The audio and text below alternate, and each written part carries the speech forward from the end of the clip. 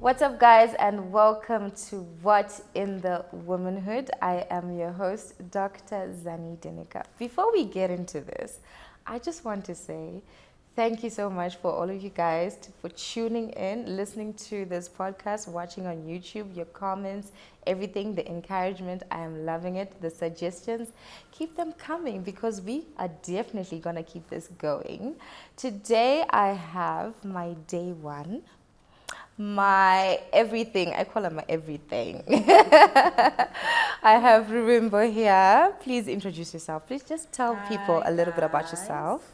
Mm-hmm. Hi guys. Oh, I'm so excited, honestly, to be invited to this podcast. You know, Zani is doing so well. I mean, look at it. It's not just your regular podcast. She's doing so well. I'm Zani's oldest friend. Not really, but one of those. Since we were 13. Yeah, established in 04.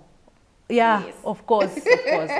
And we've been friends forever, and we do almost everything together. Yeah. I mean, we've been pregnant together, we're raising kids together. When we got married, both of us were together, and it's been a whirlwind. It has. But it's been a great one, yeah. Yeah, definitely. So today, I mean, because I feel like that's like the greatest bond that we have, like motherhood, I decided that this would be like the perfect topic for us to talk about. So what we want to talk about today is what people never tell you about pregnancy and motherhood. Like nobody can prepare you. The things that you will find out yourself. Yes. So we're going to do you a favor. We're going to do you one, a good one, and we're going to give you some of our shocks. Yeah, we're going to give you the inside info. Okay, so we can start with you. Okay. So we didn't actually share notes. Mm-hmm. So Ruvimbo has her own notes. And then if we have the same notes, obviously it's going to be a moment to be like, yeah me too. Yeah. Okay, so you go. Okay, I'll start with pregnancy. Mm-hmm. Right? Mm-hmm. No one ever told me that the sex will be an extreme sport. Trying to have sex when you're pregnant is crazy. Really? You are huge. Oh, gosh. And you can't find a comfortable position. And you want to do it. Oh my gosh. So you will find out as you grow. I think there's also the fear of something going wrong because you're in the area. Of course. Like you're like, is it okay? Like you're Googling, is it okay? Like how long? What can we, like what should you not and what should you do?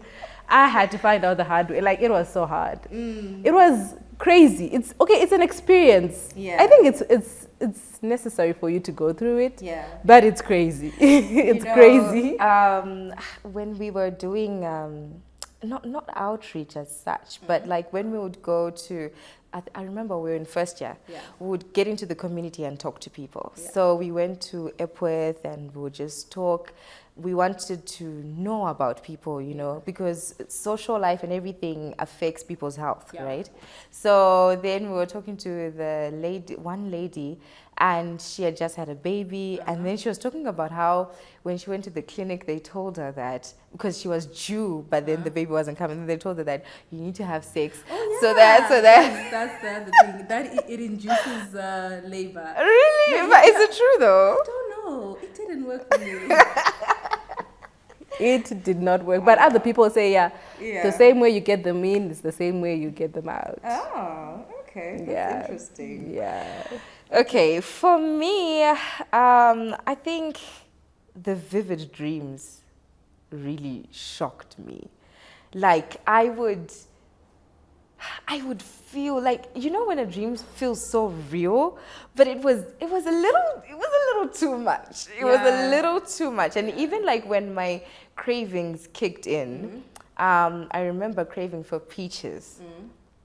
In winter, and it's like completely off season, and I dreamt I was climbing on a tree, grabbing some peaches, eating. I could taste them, and I woke up and I could taste the peaches. Literally. That craving was the worst. It Yeah. was the worst, and people felt so bad for me. Yeah. They would come home with peach house, peach slices, and I don't maybe try this. It was bad, no. Vivid dreams, and when it's a nightmare, it's the worst. Yeah, it's the worst. It's the worst. It's Like literally the it worst. feels so real. Like that was a shock to me. You know you're having a girl and then you dream you're having a boy. And Oh, yeah. Yeah, one of those. I used to have one of those. Oh, you dream like you already had a baby. Yeah. Oh, your clothes are pink and the baby is a boy. Yeah, I had those. It's like an actual horror movie in your sleep. No. I had those. It was bad. Okay. Okay. One thing no one told me about pregnancy is that your shoe size can change. Do you know that? Really? Like literally, like for real. I used to wear size 5 when I got pregnant. I now wear size 6 and it never changed back. You grow Okay, I didn't know inches. that one. No, I'm serious. No one told me because it happens sometimes if your feet are swollen. And sometimes it just doesn't go back to normal like it's supposed to be, and your shoe size can literally change. Wow. It happened to me. No one told me because I couldn't fit my shoes after giving birth, and I was wondering what's happening. Like I used to wear these shoes all the. Your ring anymore. Yeah, of course. I had to change my ring because But I you couldn't got an fit. upgrade. Yeah, of course. Because I couldn't fit that one, but the shoe thing was real because I literally could not fit all my shoes. I had to change all my shoes after I gave birth. Okay, Yeah. that's a new one. Yeah. Nah, I've never heard that one. That's crazy. These kids, do they know the things that they put us through? They don't. This one, I feel like I should have known Yeah. because I'm a medical practitioner. I Yeah. should have known this. But when you experience it, it's different. But the constant thirst, you are always thirsty. Yeah. No matter how much water you drink. Yeah, Adi would laugh at me. He was like, why are you so shocked? You literally have a human who's swimming in your body. Of course you need to drink a lot of water. But it was shocking, and the constant peeing. Man. And there were these memes when they show like a cartoon of a baby who's squeezing the bladder. Yeah. And it's a cycle. You're thirsty, you're gonna drink more. And then you're gonna pee some more. That one. Nah, I knew it was gonna happen, but when it actually happened, I wasn't prepared for it. I didn't expect it. Even the way I would wake up 5 times goodness, I just want to sleep. But waking up 5 times just to go and pee. I heard that's preparing you for the baby. The constant that's nature preparing you. Nature preparing you. You're gonna wake up anyway, because the baby's gonna be there, so you might as well wake up, Yeah. So the sleepless nights, they start early. Yeah, they start early. They prepare you. Your body prepares you for that. Okay. So do I have another one for pregnancy? Oh yes. But this one, I think you kind of touched on it on your first point, but I didn't expect not to be able to sleep. Yeah. In the 3rd trimester, I couldn't sleep. You couldn't find, it's nothing is comfortable. Of course, the pregnancy pillows and what, but you're never prepared for the discomfort. Yeah. I don't think there's anything that actually makes it easy. Even the kicks. Of course, they're cute in the beginning, baby's kicking. But towards the end, you calm down. We're what are you doing? No one ever tells you that there's really nothing to make it really a smooth journey. Yeah. All those things are like aids, like the pillow and the what, and it just helps, but it's not going to be, you're going to go through it. Yeah. And no one really tells you that, hey, you're going to go through it. Yeah. And I feel like even after saying this, even after someone listens to this podcast, even when they experience it and they're carrying their child, they're still going to say, Ruvimbo Zanele, you did not even prepare me enough. You guys didn't even say the truth. You guys didn't even, But the thing is, you just find out for yourself. Yeah. You just see it yourself, because nothing really does prepare you for what's coming. Yeah. Okay, so that actually blends in with my next point for motherhood, that what people don't tell you is that as soon as you give birth, like the first few weeks, you will feel like you've been hit by a bus, but then you survived and you have to take care of a human being. Like, that's the best description I can give. That is very accurate. Yeah, you will feel like you survived a train smash, and then there's a baby who needs to be fed. You need to take care of that baby. And the baby is crying, and apparently you're the one that needs the baby needs you actually. So yeah, for me it was I thought I was gonna be like, okay, like within a week I'll be fine. Yeah, I'll be fine. But when I gave birth, I was like, what? Friend, but I thank you because you actually prepared me. You were like, yeah, I remember you called me because just before I went in, and then you were like, I just need to tell you that the 4th trimester Is real. is real. Yeah, it's real. And then you're like, but hey. Yeah, nothing prepares you for that. Nothing prepared. Nothing. Yeah, you will feel terrible. Oh my Of course, you're God. happy. You've got this, cute, whatever, baby and all that. But you will feel like, I don't know. I was an actual zombie. Yeah, you will feel like A zombie. And like, some parts are a blur. Yeah, Like when I of try course. to remember, sheesh. Of course. And yeah, I mean, tell me. So you just had your second baby, Yeah. but then you had natural delivery first, and then the second baby C-section. How was recovery like comparing the two? Okay. Faster for the natural delivery, and then way slower with the C-section. Right?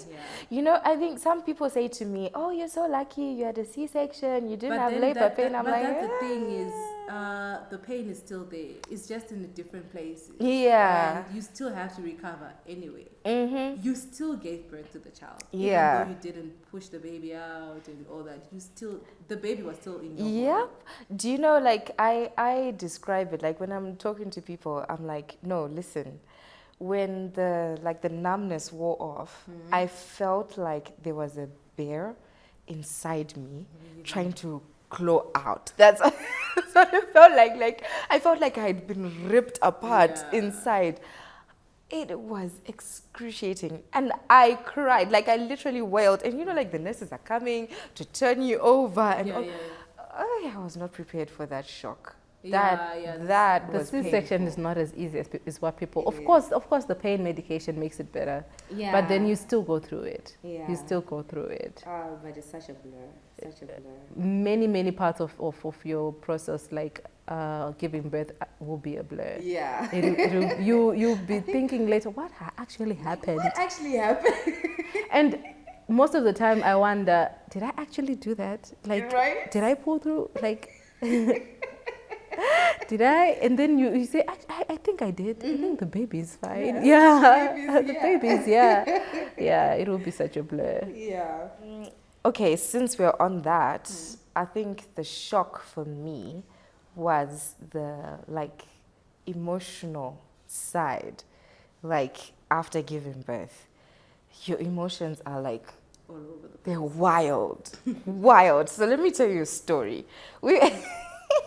We were sitting in the lounge and we were talking about something. Like, people wanted me to make a decision of some sort, right? Then I was trying to get them to make the decision, by themselves. I was like, you guys decide, like, make a decision, right?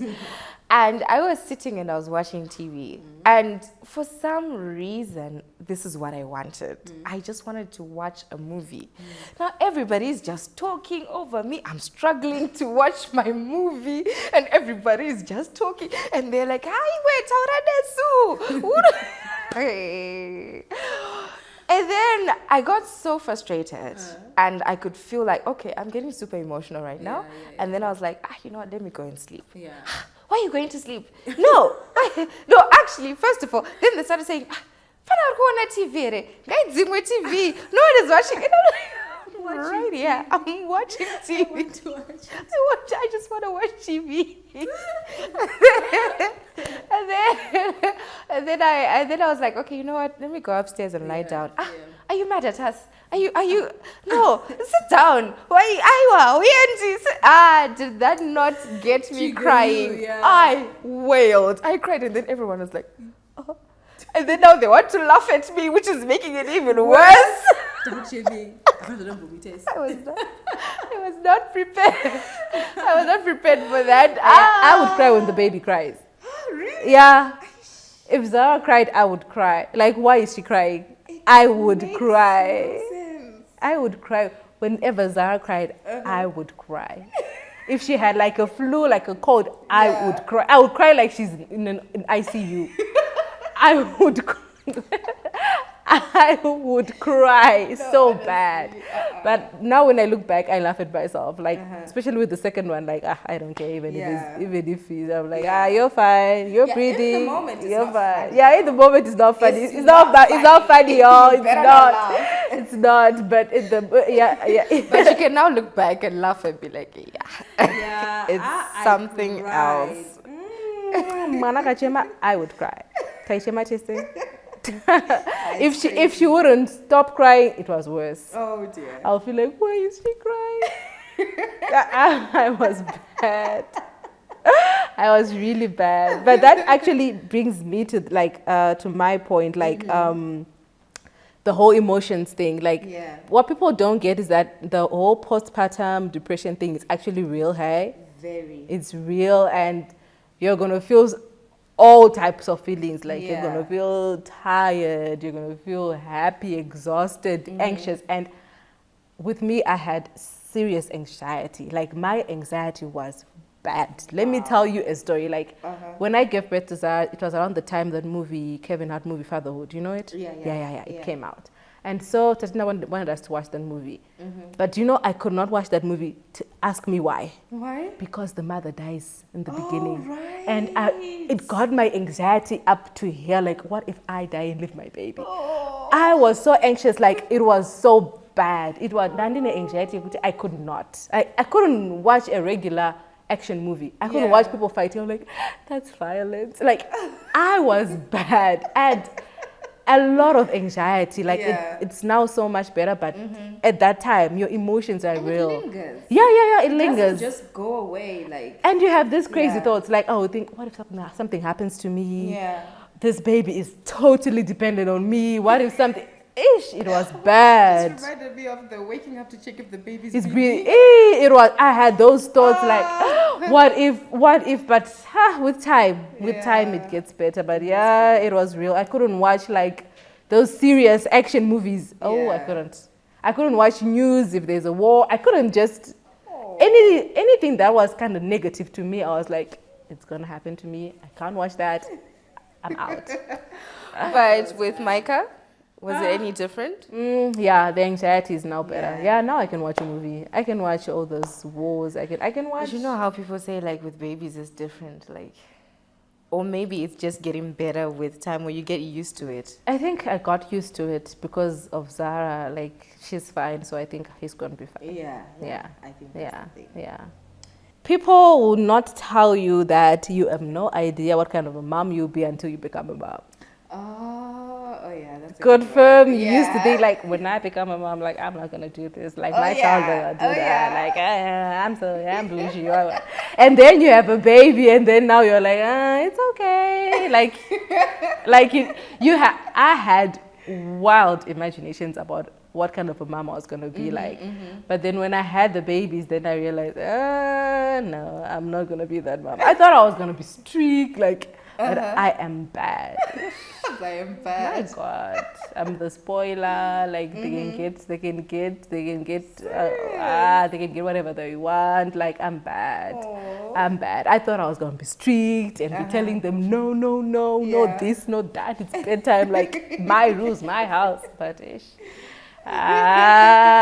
have no idea. Because like the emotions are not real when you think about it, but when you actually have a baby, that's when the emotions are real, and you think now you actually have to deal with it. Yeah, I think that's true. I don't think I thought much about what kind of a mom I would be, but I just remember being very anxious, and I thought I would be very like clingy onto my baby, but I'm actually not. And I'm not clingy with her. No, you're like, not. yeah, and I thought, like, I'm more free. Like, I can be like, okay, what do you want to do? You want to go somewhere? You want to be? And then I can just leave her to go. And I thought I would be that kind of anxious mom, like, to always be with I thought I was the opposite. I thought I was going to be the free mom, let you go, whatever. And then I became the opposite.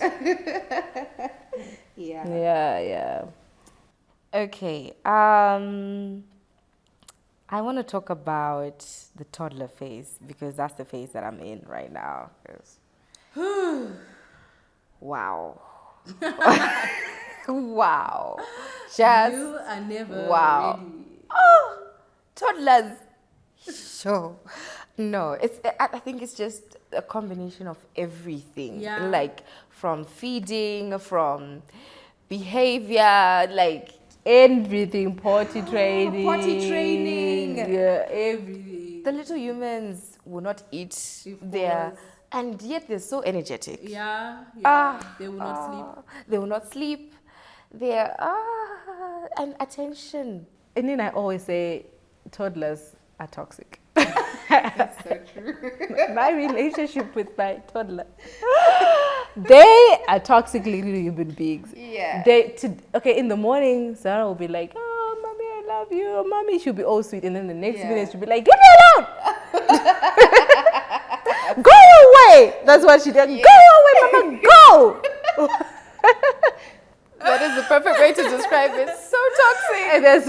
And then like 5 minutes later, she'll say, I'm crying for mommy. And then she wants you. Then she's like, exactly. And then she's hugging you. And then 10 minutes later, she will literally not want to see your face. She's like, go away.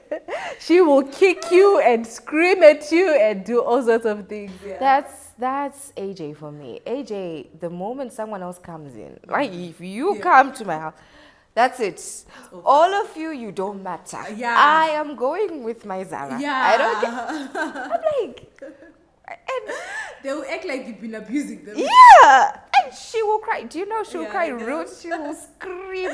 I know. If you take her anywhere, she doesn't want to go home. No, I don't want to go home. And you're like, and then when she gets home, she's so clingy onto you. I love you, mama. And she's kissing you, and you're just like, this is such a toxic relationship.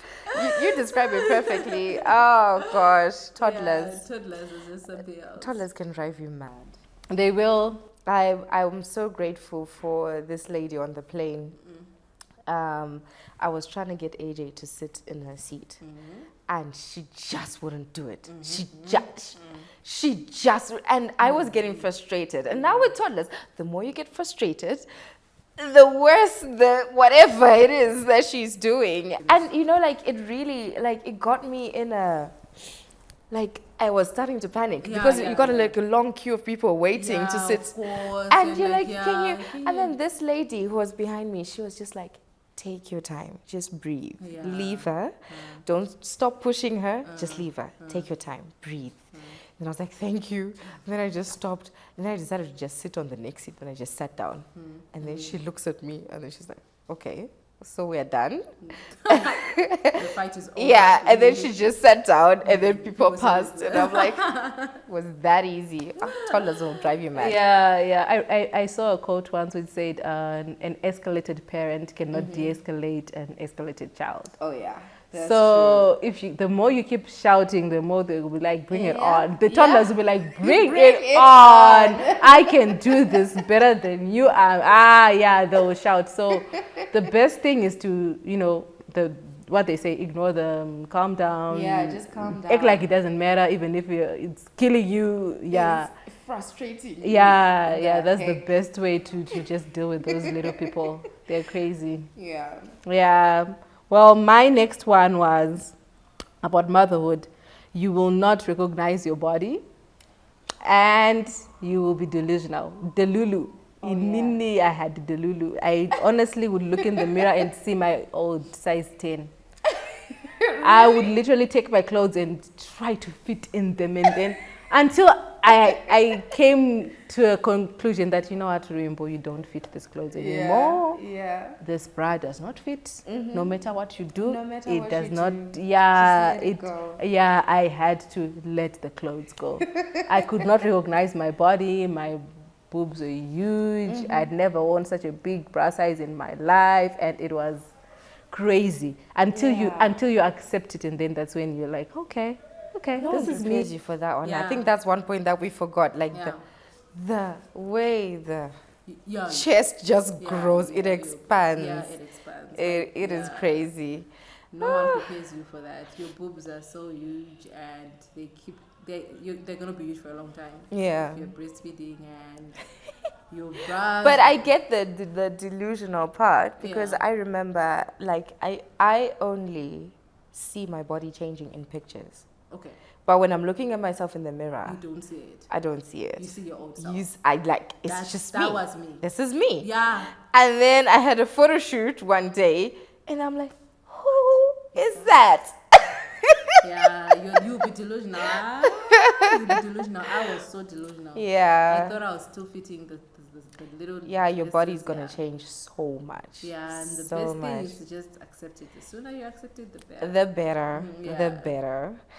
So, are you practicing any gentle parenting? I'm trying.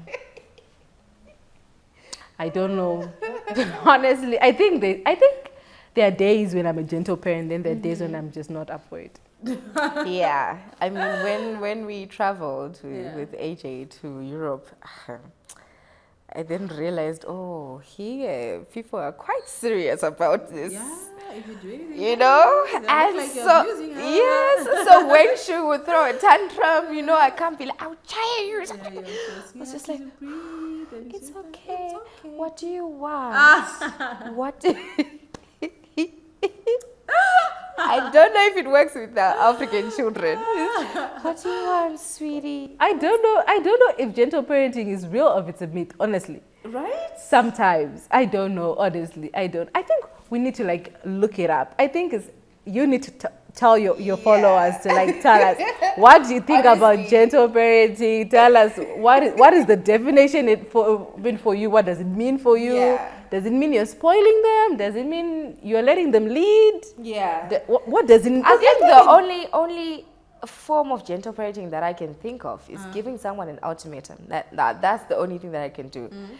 And I would be like I try, and I'll be like, okay, if you don't do this, I won't give you this. Or if you keep doing this, then, and obvious, I use the favorite one. We won't go to Zara's house. You're naughty? We're not going to Zara's house. That's just a cry. I want to go to Zara's house. It kind of works temporarily because Yeah, but I really want to know what people think about gentle parenting. Yeah, I please really let want to us know. know. You Yeah, tell us what you yeah. think. What do you think in the comments? Please tell What us. is gentle parenting? And What does it work? mean to you? If you're doing it, how is it going? Yeah. Is it practical? I don't know. Yeah. I don't know. Yeah. So do you have any other points? No. Yeah. I think my last point is mom guilt. I don't think anybody prepares you for mom guilt. Yeah, yeah. Mom guilt is the pits. It's the worst, and most times you're just being so hard on yourself. Yeah.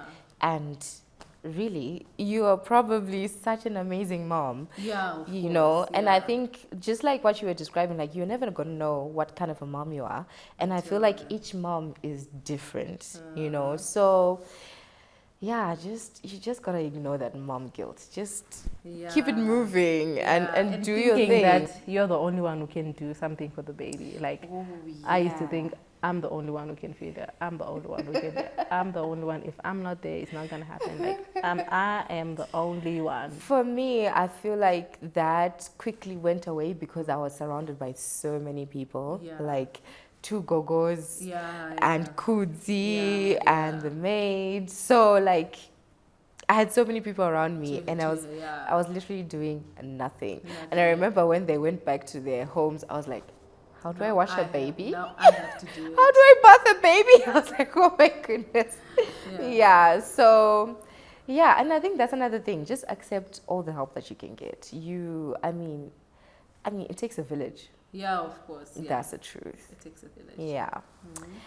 Okay, guys, thank you so much for tuning in. I really hope that you enjoy this episode. Do me a favor, leave a comment on the podcast.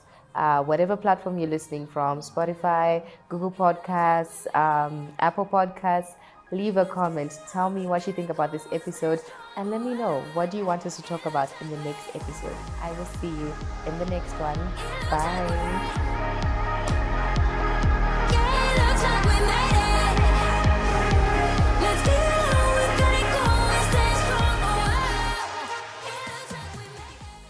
Picture Hub is a fully fledged content creation studio based in Harare, Zimbabwe. At our core, we are storytellers with a focus on film production, photography, and voice recording. We believe that the essence of any organization, corporate brand, or individual is a well-curated story. Our passion lies in bringing these stories to life authentically with undeniable excellence. Our portfolio includes television commercials, web series, documentaries, podcasts, and voice recordings. For more information, visit our website www.picturehubzim.com or email info@picturehubzim.com for inquiries.